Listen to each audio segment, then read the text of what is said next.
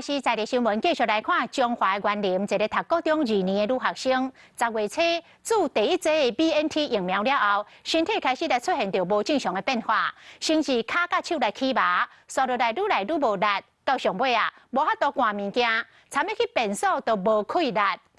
注完这个疫苗2个月后转移治疗。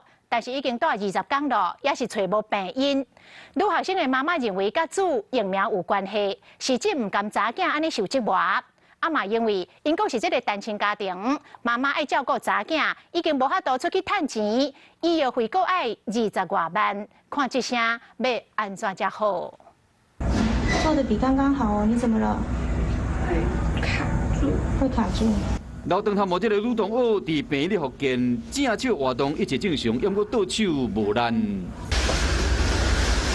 同款嘛是倒平，正脚穿衣也无问题，不过倒脚要穿衬拖，都要用手才有材料穿。你要叫他比1、2、3是比不出来的，左脚走路也会晃，就像那个老会要中风一样。 中华园林一间高中2年的女学生，10月初爬伫学校注头一剂 BNT 了后，身躯会开始麻，倒平拢无力。 无多握手去便所嘛有问题，一直到12月初4入院到即摆已经20天啊，医院找无原因。鞋子的话没有穿好，或者说会跌倒这种现象，后来的话才妈妈感觉到有点不太对劲，才开始送医。先讲的这个注意事项根本跟他的症状都不符合，所以我们也都不是啊。无缘故这么严重，越查越长，我们才想起是因为他在学校接种了疫苗。 家属认为，因查某囝安尼甲注 BNT 疫苗有关系。目前，这个查某囡仔伫台中的荣总接受要来求蛋白治疗，第几工医疗费用都超过30万。这个做老母的哪讲哪哭。